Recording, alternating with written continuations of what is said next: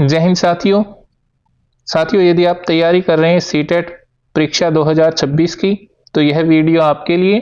इस वीडियो में हम 30 PYQ CDP के क्वेश्चंस करने वाले हैं जो कि लेवल 1 और लेवल 2 की परीक्षा के लिए बहुत ज़्यादा इंपॉर्टेंट है। तो साथियों, यह हमारी कक्षा 4 होने वाली है। इससे पहले हम 3 क्लासेज कर चुके हैं, उनका जो लिंक है वो आपको वीडियो के डिस्क्रिप्शन में मिलने वाला है। चलिए साथियों, स्टार्ट करते हैं आज की हमारी क्लास को स्टार्ट करने से पहले हमारे चैनल के बारे में कुछ information. CTET, KVS, NVS, DSSB और एस्टेट से संबंधित तैयारी यहाँ पर हमारी करवाई जाती है। आज के इस वीडियो में होने वाले हैं टॉप 30 CDP क्वेश्चंस जो कि बार बार पूछे गए हैं सीटेट की प्रीवियस एग्जाम्स के अंदर। साथियों, ये जो आपके क्वेश्चंस हैं वो इंपॉर्टेंट होने वाले हैं सीटेट, एस्टेट और बाकी टेट एग्जाम्स के लिए भी। चलिए क्वेश्चन नंबर 1 से हम स्टार्ट करते हैं। Which of the following would support the continuous and comprehensive evaluation, यानी CCE को सपोर्ट करने वाला स्टेटमेंट या टर्म कौन सी है? Best works portfolio, growth and learning progress portfolio, standard achievement test या स्टैंडर्ड इंटेलिजेंस टेस्ट। तो साथियों, CCE के बारे में हमें ये समझ लेना है कि यह जो मूल्यांकन का टाइप है, यह जो इवैल्यूएशन का टाइप है, वो हमें छूट देता है ताकि मूल्यांकन लचीला हो सके और साथ साथ बच्चे का निरंतर मूल्यांकन करना है। तो निरंतर मूल्यांकन करने में हमें उसके बेस्ट वर्क पोर्टफोलियो और या स्टैंडर्ड अचीवमेंट टेस्ट या स्टैंडर्ड इंटेलिजेंट टेस्ट हमें नहीं करने हैं, बल्कि हमें ग्रोथ और लर्निंग का पूरा प्रोग्रेस पोर्टफोलियो रखना है। तो यह आपका एक दस्तावेज होगा, ये पोर्टफोलियो आपका दस्तावेज होगा जो कि CCE का समर्थन करेगा। तो हमारा ऑप्शन हो जाएगा ऑप्शन बी। चलिए साथियों, क्वेश्चन नंबर 2, यहाँ पर असर्टिव रीजनिंग का क्वेश्चन हमारे सामने आ गया है। तो असर्टिव रीजनिंग क्वेश्चन में हमें पहले तो असर्शन और रीजन, यानी असर्शन और जो कथन है और उसका जो कारण है, दोनों को समझना है। या तो वो सही होंगे या उनमें से कोई एक गलत हो सकता है या दोनों भी गलत हो सकते हैं। उसके बाद हमें ये आपस में कोरिलेट करने की कोशिश करनी है कि क्या जो रीजन गिवन है, रीजन अच्छे से एक्सप्लेन कर रहा है उस असर्शन को। तो हम असर्शन पढ़ते हैं, teachers should constantly examine their own attitudes and biases while working with the children's.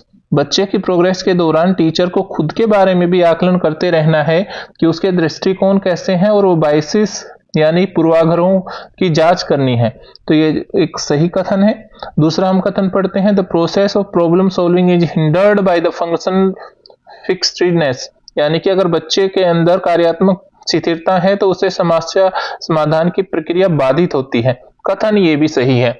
यहाँ पर पहले कथन के अंदर टीचर के दृष्टिकोण और पूर्वाग्रह की जांच करने के बारे में कहा गया है, जबकि दूसरे कथन के अंदर बच्चे की समस्या समाधान की प्रक्रिया में जो कार्यात्मक स्थिरता है, यानी कि अगर उसके अंदर शारीरिक कोई ऐसी स्थिरता है तो उस संबंध में वो बाधिता का काम करेगी।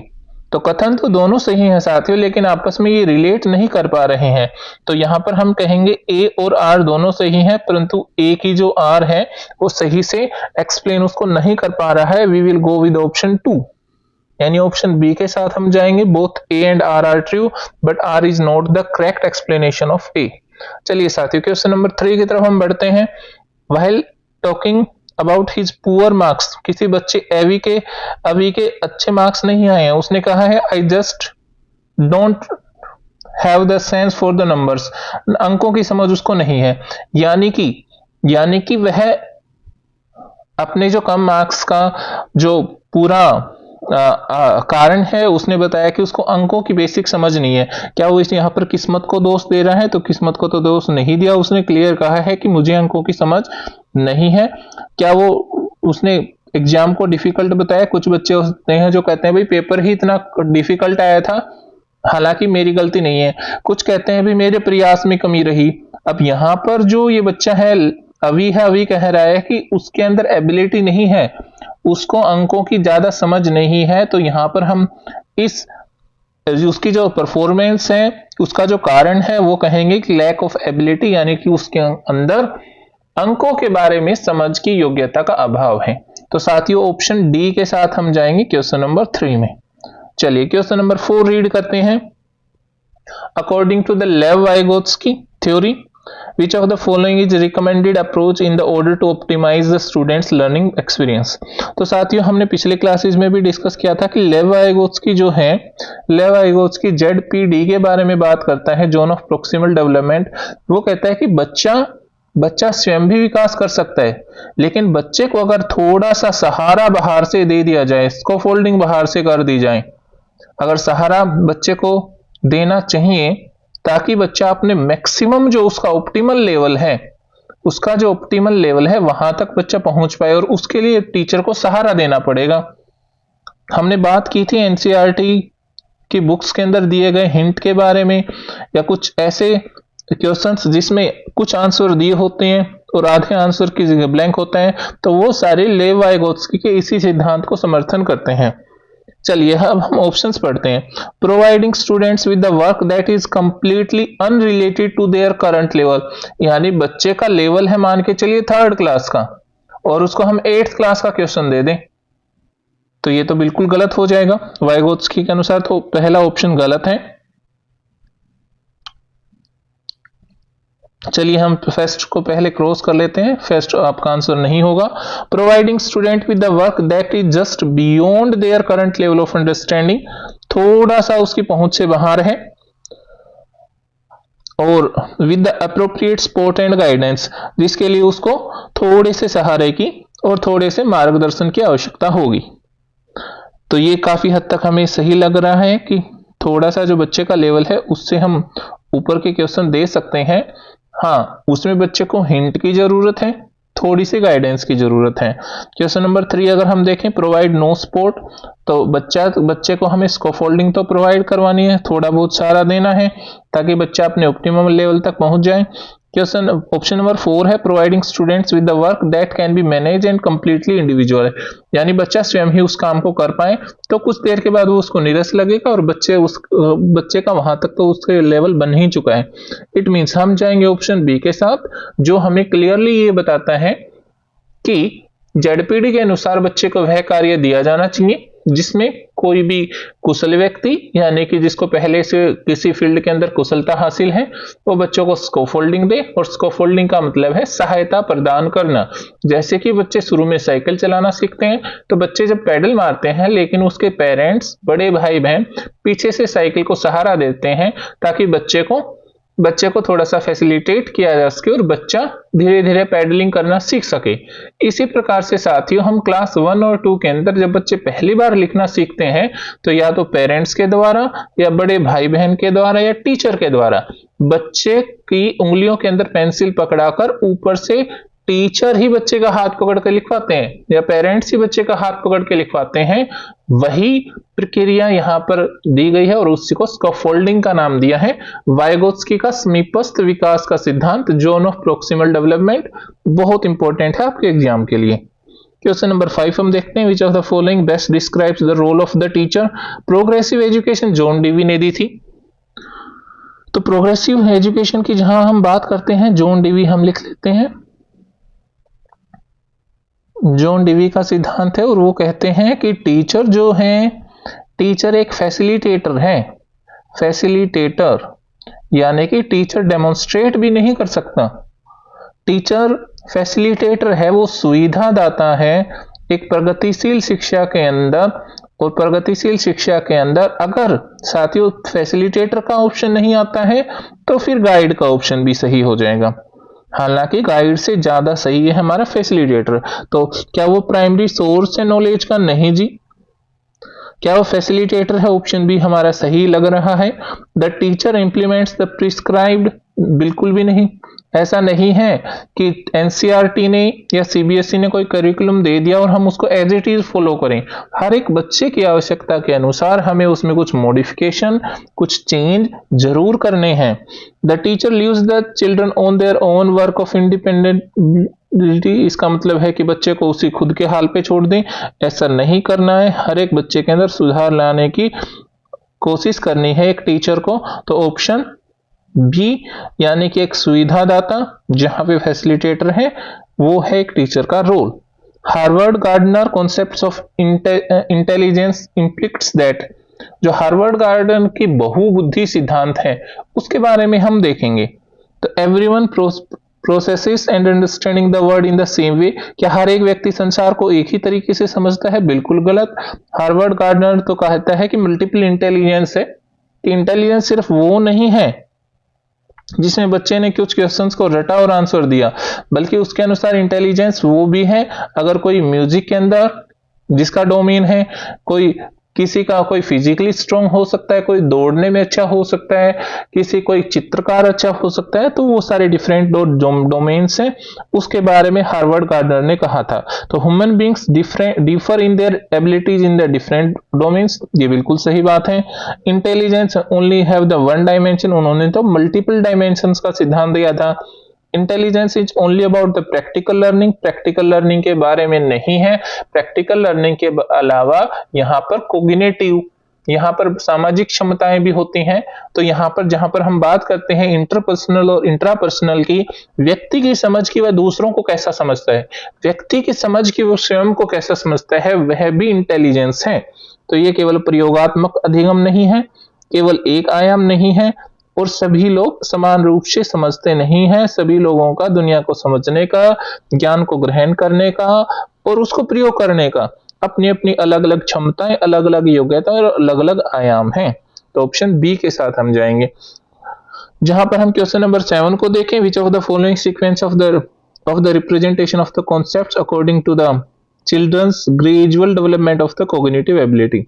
तो साथियों, कोग्निटिव एबिलिटी बच्चे की संज्ञानात्मक जो क्षमताएं हैं वो जो विकसित होती हैं, तो उसमें किस प्रकार से बच्चा समझता है? एक्शन बेस्ड, इमेज बेस्ड और सिंबल बेस्ड। फिर ऑप्शन 2 है इमेज बेस्ड, सिंबल बेस्ड या action based, symbol based, action based या image based, symbol based, image based या एक्शन बेस्ड। तो साथियों, सबसे पहले जो बच्चा समझता है वो एक्शंस को समझता है, एक्शन बेस्ड, और एक्शंस को समझता है और फिर उनको कॉपी करता है। उसके बाद बच्चा वैसे ही इमेज अगर देखता है कहीं पर, तो उसको कोरिलेट करता है उन चीजों के साथ। सबसे पहले एक्शन बेस्ड, फिर इमेज बेस्ड और साथ ही फिर symbol based.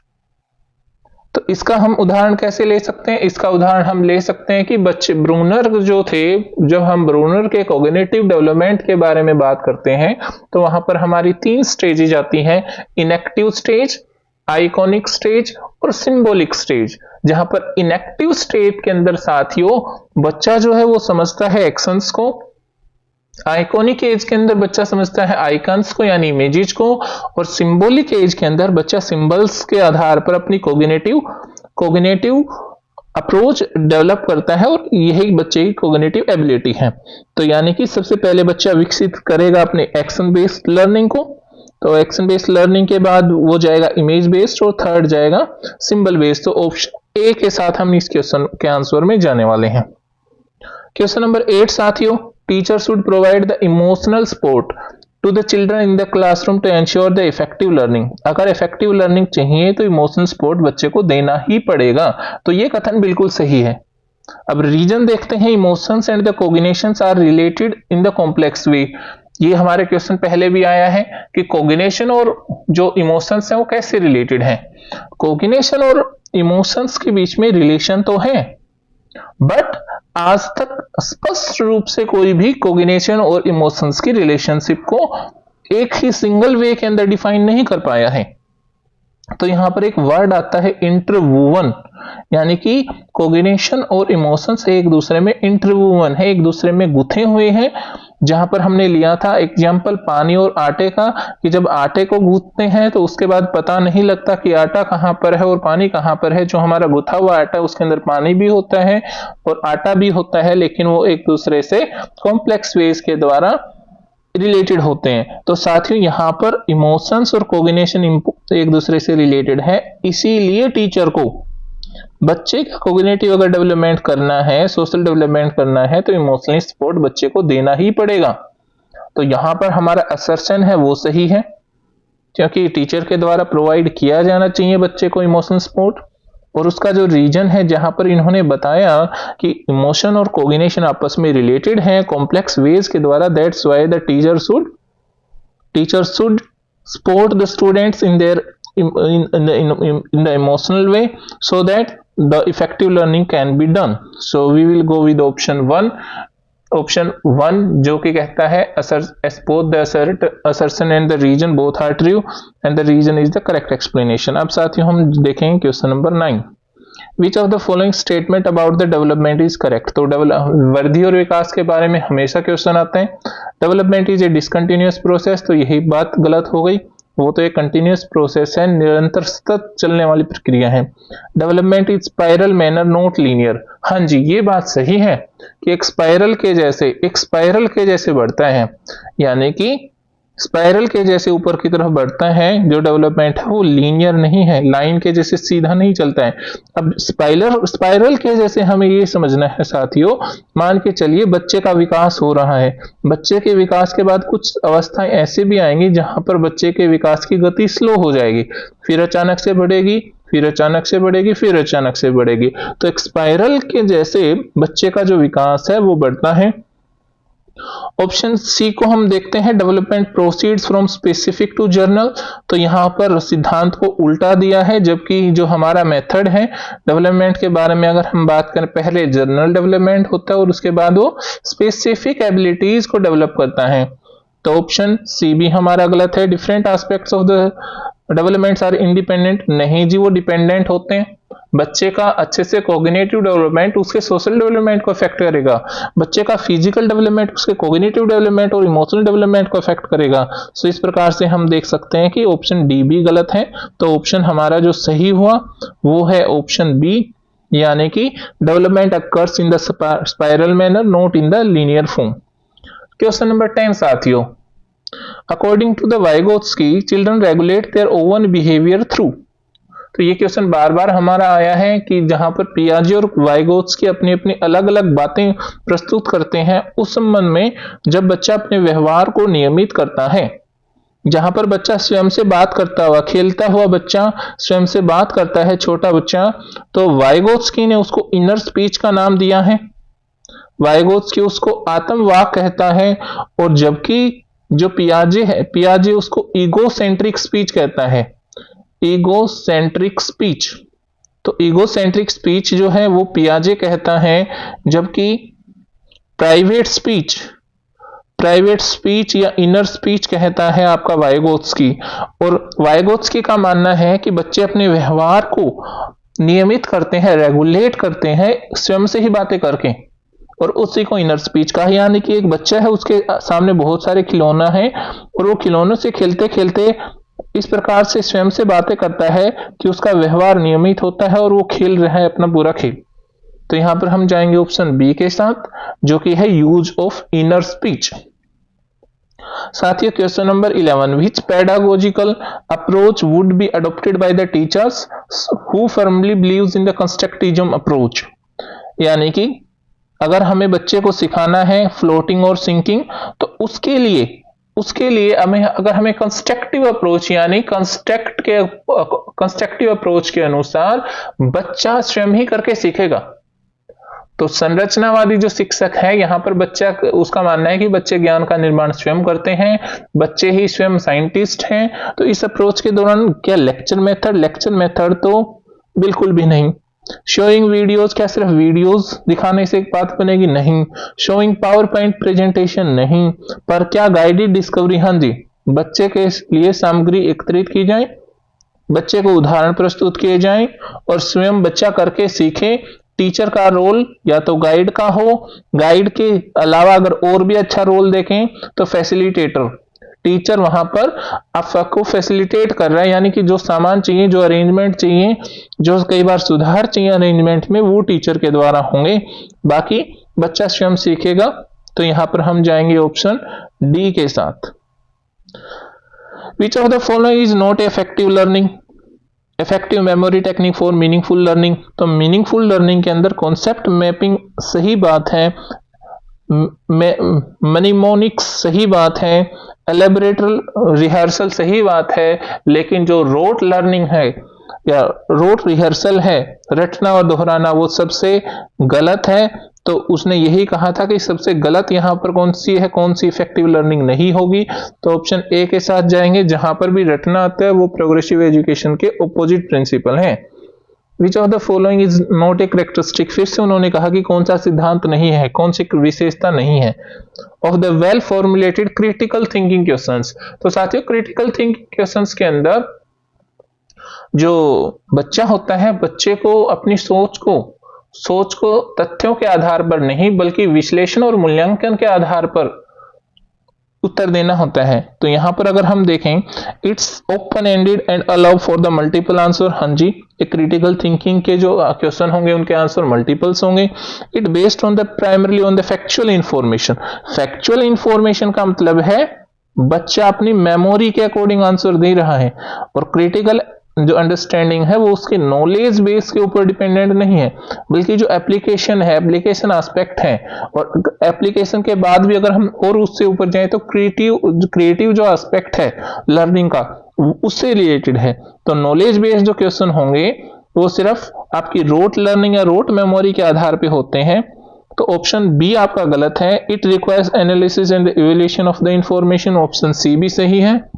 It promotes higher level thinking, तो ये सारी चीजें सही हैं क्रिटिकल थिंकिंग क्वेश्चन के लिए, बल्कि जो ऑप्शन बी है हमारा वो हमारा यहाँ पे गलत है। तो हमें वही चुनना था जो विशेषता नहीं है, तो ऑप्शन बी हो जाएगा, जहां पर knowledge based question, memory based question आपकी रोट लर्निंग को बढ़ावा देंगे, ना कि क्रिटिकल थिंकिंग को। क्वेश्चन नंबर 14 फिर से असर्टिव रीजनिंग का क्वेश्चन है हमारे सामने। Class pedagogy should be culturally responsible to meet the needs of the students. हाँ जी, जो डाइवर्स कल्चर के बच्चे हैं उनकी आवश्यकता को पूरा करने वाली क्लास की पेडागोजी होनी चाहिए। ये बात बिल्कुल सही है कि विविध सांस्कृतिक पृष्ठभूमि से छात्रों की जरूरतों को पूरा करने के लिए कक्षा शिक्षण को सांस्कृतिक रूप से उत्तरदायी होना चाहिए। तो यहां पर अगर हम देखें, ए तो सही है। Equity in the class can be assured only through the standardize curriculum. उसने कहा कि जो स्टैंडर्डाइज करिकुलम असेसमेंट है, तो यहाँ पर जो करिकुलम है और जो असेसमेंट है दोनों को लचीला होने की आवश्यकता है। These should be flexible. अगर फ्लेक्सिबल है तो यानी हर एक बच्चे की आवश्यकता के अनुसार हम उसको बदल सकते हैं, थोड़ा बहुत उसके अंदर बदलाव ला सकते हैं। तो जो रीजन है, रीजन गलत है आपका, जो असर्शन है वो सही है। तो हम ऐसे ऑप्शन को चुनेंगे जहां पर A is true and R is false, यानी ऑप्शन सी के साथ साथियों हम जाने वाले हैं। Question number 15, Jagriti has learned that her dog Rusty is a golden retriever. When he sees another dog that looks similar to the Rusty but is different breed, she calls it a dog too. यानी कि उसने यह जान लिया है कि जो golden retriever नस्ल के कुत्ते नहीं हैं, अगर दूसरी ब्रीड के कुत्ते हैं वो भी डॉग हैं। तो यहाँ पर हमें यह समझना है कि यहाँ पर जो दो हमारी जो स्टेजेज होती हैं, एक होता है साथियों अकोमोडेशन, एक होता है एसिमिलेशन। तो यहां पर अगर हम ईगोसेंट्रिज्म बात करें तो ये ईगोसेंट्रिक नहीं है। कन्वर्जन की बात करें, यहां पर कन्वर्जन का कोई सिद्धांत भी लागू नहीं होता। वो सिद्धांत वहां पर लागू होता है कि अगर हमने, मान के चलिए हमारे पास एक छोटा गिलास है और हमारे पास एक बड़ा गिलास है, अगर हमने 100 ml वाटर यहाँ पे डाला हुआ है और बड़े में भी डालेंगे तो भी ये 100 ml ही रहेगा, हालांकि ये स्पेस यहाँ पर कम दिखेगा। और साथियों इसके अलावा अगर हम बात करें यहाँ पर एसिमिलेशन प्रोसेस की, तो एसिमिलेशन की प्रोसेस का मतलब है कि बच्चे ने नई जानकारी को अपनी जो मौजूदा जानकारी है उसके अंदर बिना बदलाव के फिट कर लिया। यानी कि अपनी जो प्रेजेंट नॉलेज है उसको पता है कि उसके पास जो डॉगी है रस्टी नाम का, वो गोल्डन रिट्रीवर ब्रीड का है, जो कि दूसरे भी कुत्ते हो सकते हैं जो अलग नस्ल के हैं। तो इसको हम कहेंगे समायोजन यानी एसिमिलेशन। वहीं पर साथियों अगर कोई इंफॉर्मेशन ऐसी है जो पुराने वाली स्कीमा को चेंज कर देती है, तो वहां पर हम यूज करेंगे अकोमोडेशन। तो इस प्रकार से हमने यहाँ पर अभी 15 क्वेश्चन कंप्लीट किए हैं। इंपॉर्टेंट है ये आपके लिए। साथियों अभी तक वीडियो अच्छा लगा है तो लाइक जरूर करके जाएं। आपके लाइक के द्वारा हमें पता लगता है कि आप हमारे वीडियो को कितना पसंद कर रहे हैं। चैनल को सब्सक्राइब जरूर करें द पीएच क्लासेज को सब्सक्राइब करें। अभी हम 15 क्वेश्चंस और रखने वाले हैं। साथियों question number 16, heredity totally determine and individuals. जो हेरिडिटी है वो बच्चे का क्या निर्धारित कर सकती है। जेंडर जो है, जेंडर के बारे में हमें ये समझ लेना है साथियों, जेंडर एक सोशल कंस्ट्रक्ट है। जो आपका जेंडर है, जेंडर जो है वो आपका सामाजिक निर्धारण है। एकेडमिक सक्सेस क्या सिर्फ टोटली डिटरमाइन कर सकती है हेरिडिटी, जबकि वहां पर तो उसके एनवायरनमेंट का रोल भी होगा। लर्निंग जो स्टाइल है बच्चे की वो भी उसके एनवायरनमेंट के अकॉर्डिंग होगी। तो लेकिन जो हेरिडिटी के अंदर हमारे हमारे जो हम क्रोमोजोम्स हासिल करते हैं अपने पेरेंट्स से, यानी कि 23 जो क्रोमोजोम्स है, 23 हम माता से और 23 क्रोमोजोम्स अपने पिता से प्राप्त करते हैं, जहां पर टोटल 46 क्रोमोजोम्स हैं। तो उन 23 में से साथियों जो 22 पेयर है वो आपकी बाकी जेनेटिकल इंफॉर्मेशन के लिए होते हैं, लेकिन जो एक पेयर है क्रोमोजोम्स का, यानी 2 क्रोमोजोम्स हैं, वो डिसाइड करते हैं बच्चे का सेक्स की, यानी कि वो लड़का होगा या वो होगा एक लड़की। तो यहां पर हम ऑप्शन 1 के साथ जाएंगे कि बच्चे का लड़का या लड़की होना टोटली उसके हेरिडिटी के अकॉर्डिंग डिसाइड होता है। जबकि हम बाकी चीजें देखें कि बच्चा शैक्षिक रूप से कितनी सफलता हासिल करेगा, सीखने की शैली क्या रहेगी और उसका जेंडर, वो सभी वातावरण के द्वारा प्रभावित होने वाले कारक हैं। क्वेश्चन नंबर 16 साथियों, teacher focus on the asking questions in the classroom. जो टीचर है वो क्वेश्चन पूछता है क्लासरूम के अंदर और एनकरेज करता है चिल्ड्रंस को कि वो भी क्वेश्चंस पूछें rather than giving the instruction. तो ये बात बिल्कुल सही है, टीचर को ऐसा ही करना चाहिए। Child centred pedagogy means giving opportunity to the children voice and ensuring their participation. बात दोनों सही है। और साथियों अगर हम पहले को देखें कि भाई बच्चे को क्वेश्चन पूछने क्यों देना चाहिए, तो उसका जो कारण है वो निकल के आता है कि चाइल्ड सेंटर्ड पेडागोजी के अंदर हमें अपॉर्चुनिटी देनी है बच्चे को, उसकी वॉइस को रेज करने की और क्वेश्चंस को पूछने की, और ताकि बच्चे का पार्टिसिपेशन एंश्योर हो सके। तो ए असर्शन भी सही है, आर रीजन भी सही है, और आर रीजन अच्छे से एक्सप्लेन भी कर रहा है। तो हम ऑप्शन ए के साथ जाएंगे, यानी ऑप्शन ए हमारा इस क्वेश्चन का करेक्ट आंसर होगा। Repetitive and ritualistic behaviour is an identifying characteristic of, यानी कि एक ऐसा अगर हम पैटर्न देखें जहां पर बार बार बच्चा रिपीट कर रहा है पैटर्न को और बारंबार व्यवहार रिचुअलिस्टिक बिहेवियर शो कर रहा है, तो यहां पर हम देखते हैं क्या वो लर्निंग डिसेबिलिटी है, एडीएचडी है, सेरेब्रल पैलेसी है, बल्कि वो हम कहेंगे कि बच्चा ऑटिज्म स्पेक्ट्रम जो डिसऑर्डर है, सवलीन कर्म विकार, उसके द्वारा प्रभावित है। तो यहां पर हम ऑटिज्म से जो प्रभावित बच्चे होते हैं उनको ज्यादातर जो सोशल कॉन्टेक्ट्स हैं, सामाजिक संवाद है, वहां पर कठिनाई आती है और वो ज्यादातर अपना रेपिटेटिव बिहेवियर शो करते हैं।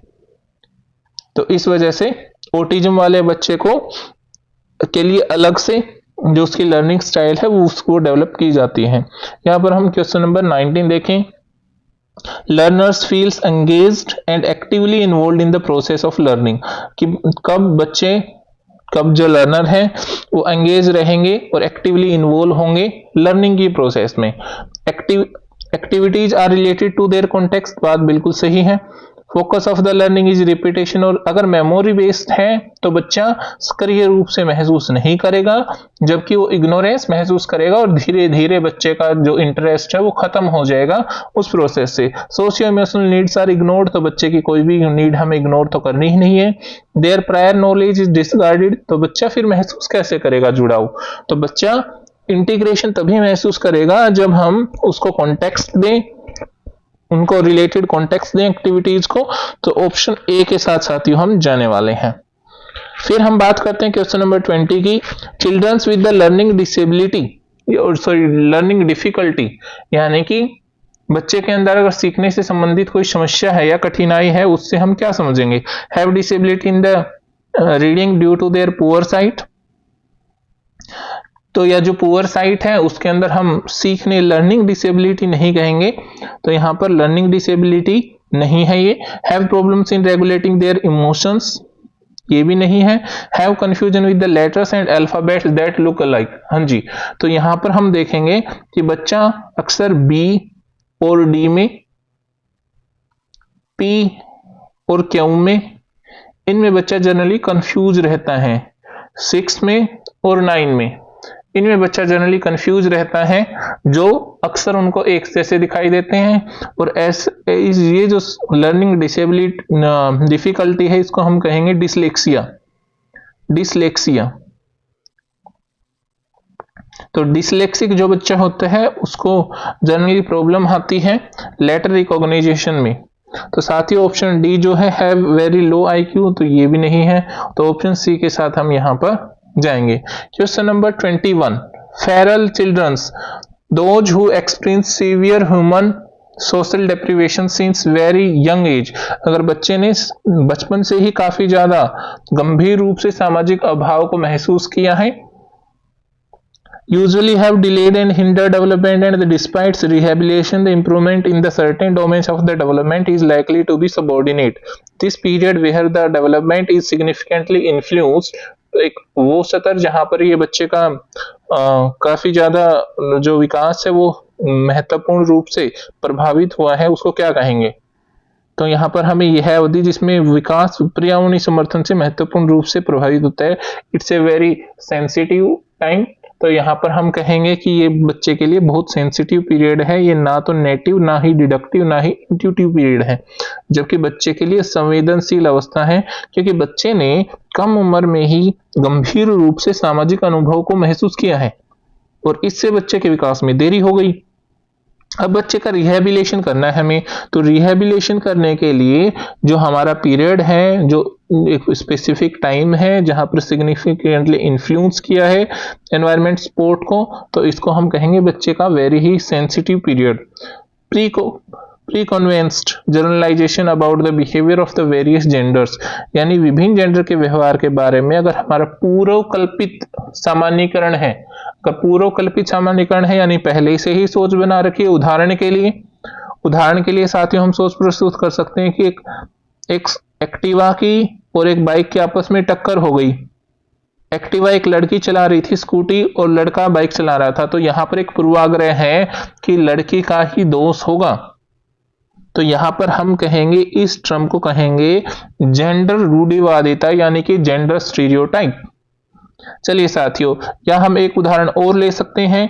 अगर मैथ्स और बायो के अंदर जहां तक बात की जाए, तो यह समझा जाता है कि लड़कियों का जो मैथ होता है वो कमजोर होगा और बायो उनकी स्ट्रांग होगी। तो यह भी जेंडर स्टीरियोटाइप का ही एक एग्जांपल है।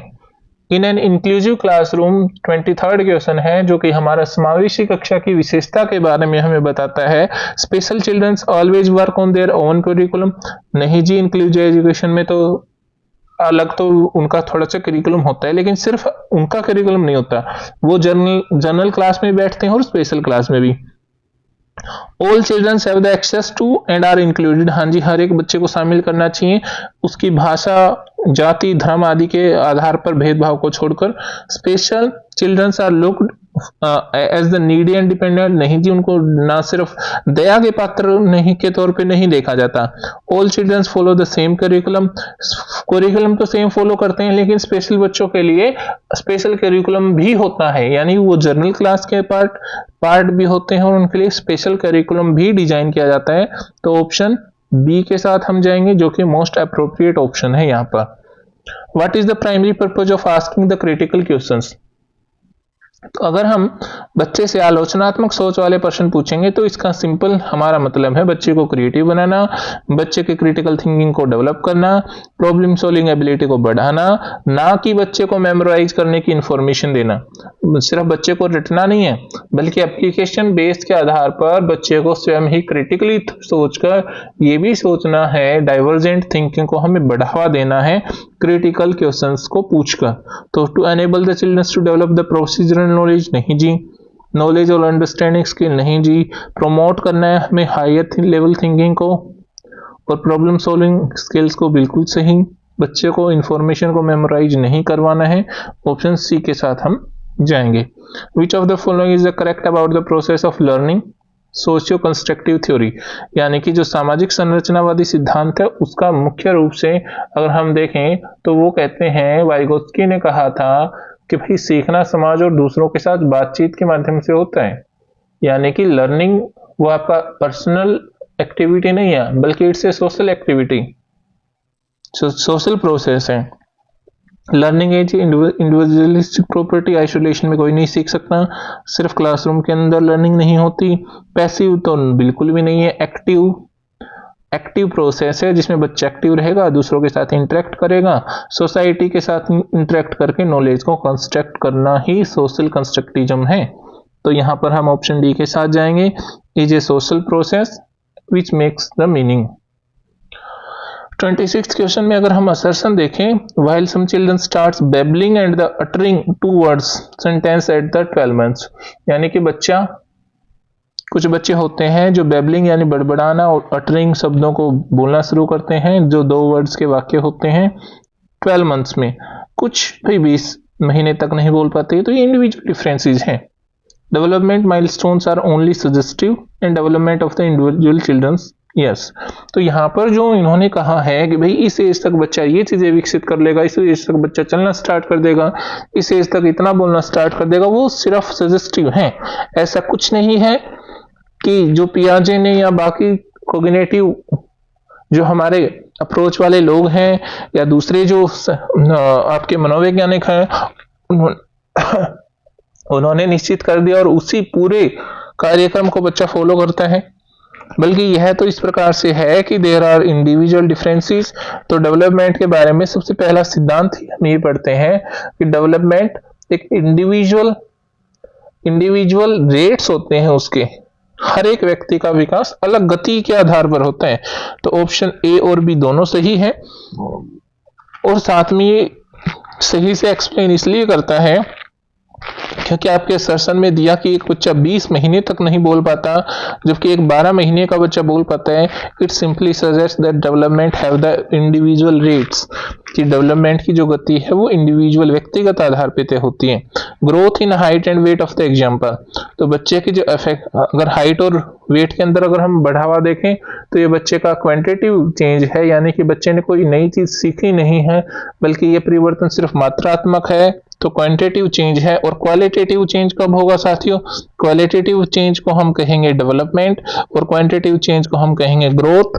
तो यहाँ पर बच्चे ने ग्रोथ की है, ऑप्शन ए के साथ हम जाएंगे।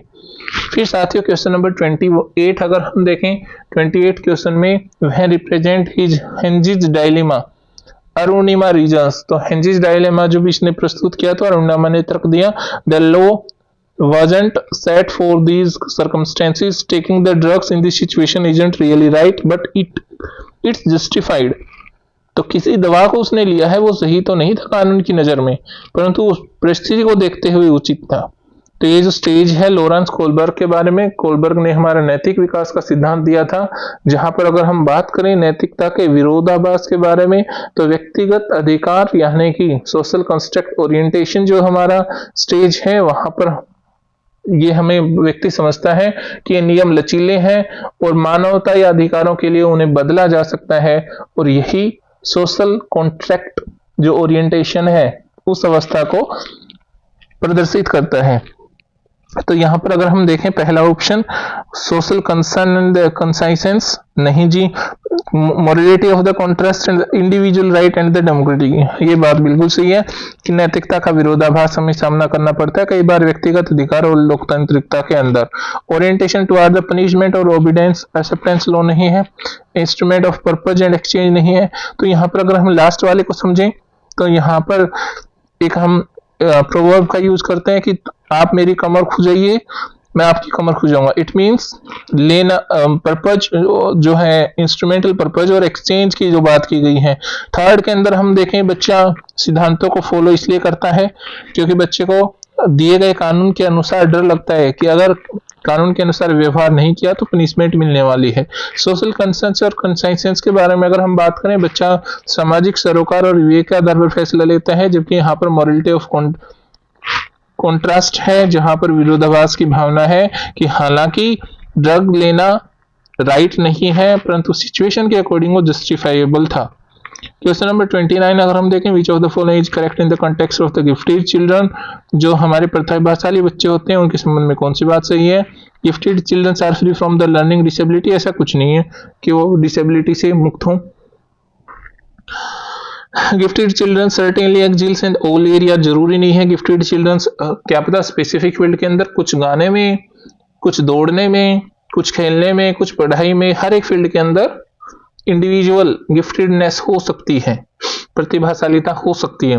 गिफ्टेड चिल्ड्रन हमेशा हैप्पी रहें, जरूरी नहीं है, जरूरी नहीं है जी सुशांत सिंह राजपूत जैसे गिफ्टेड बच्चे हैं जो कि एकेडमिकली भी बहुत ज्यादा स्ट्रॉन्ग थे, जो जिन्होंने एक्टिंग के अंदर भी अपना अपना लोहा मनवाया, लेकिन जरूरी नहीं कि वो हमेशा हैप्पी रहें और वेल एडजस्टेड रहें। Gifted childrens learn at the comparative advanced, हाँ दूसरे बच्चों से थोड़ा सा अपने विशेष क्षेत्र के अंदर उन्नत गति से सीखते हैं। तो ऑप्शन 4 के साथ हम जाएंगे। फिर हम क्वेश्चन नंबर 30 देखें। पियाजे के अनुसार प्री ऑपरेशन स्टेज की जो मुख्य कैरेक्टरिस्टिक है एबिलिटी टू परफॉर्म की, वहां पर क्या है? तो क्लासिफिकेशन और सीरेशन, बच्चा प्री ऑपरेशन स्टेज के अंदर क्लासिफिकेशन नहीं सीखता, अब्स्ट्रैक्ट थिंकिंग होती नहीं है उसकी, इरेवर्सिबिलिटी और इमिटेशन नहीं होता है। जबकि यहाँ पर अगर हम देखें जो सिंबॉलिक प्ले है और एनिमिज्म है, उस स्टेज के अंदर बच्चा पहुंच जाता है प्री ऑपरेशन स्टेज के अंदर, जहां पर वो सिंबॉलिक प्ले करता है, प्रतीकात्मक रूप से खेल खेलता है और निर्जीव वस्तुओं को भी सजीव मानता है। मान के चलिए बच्चे को चोट लगी दरवाजे से, तो दरवाजे के ऊपर जोर से आवाज लगाकर या दरवाजे को एक जीव मानकर व्यवहार करना कि बेटा मैंने दरवाजे को मार दिया है, अब आप रोना बंद कीजिए। तो इस प्रकार से एनिमिज्म की भावना होती है बच्चे के अंदर प्री ऑपरेशन स्टेज के अंदर पियाजे के अनुसार। तो साथियों इस प्रकार से हमने 30 क्वेश्चंस कंप्लीट किए। अगर आपको स्पेसिफिक सीटेट या स्टेट के रिगार्डिंग हमारा कोर्स बाय करना है तो आप दिए गए नंबर पे व्हाट्सएप के माध्यम से या दिए गए मेल के माध्यम से हमसे संपर्क कर सकते हैं, जहां पर इंडिविजुअल कॉन्सेप्ट क्लासेज होने वाली हैं, डाउट सेशंस, इंपॉर्टेंट नोट्स आपके साथ शेयर होंगे, प्रीवियस ईयर क्वेश्चन पेपर साथ में सॉल्यूशंस के साथ और प्रॉपर असाइनमेंट्स आपको दी जाएंगी। इसके साथ साथ हमारे चैनल द पीएच क्लासेज को सब्सक्राइब जरूर कर लें, वीडियो को लाइक करें, अपने उन सभी दोस्तों के साथ शेयर करें जो तैयारी कर रहे हैं किसी भी टेट एग्जाम की जहां पर सीडीपी या पेडागोजी आने वाली है। तो साथियों मिलते हैं इस सीरीज की अगली क्लास में, तब तक अपनी पढ़ाई को जारी रखिए। जय हिंद।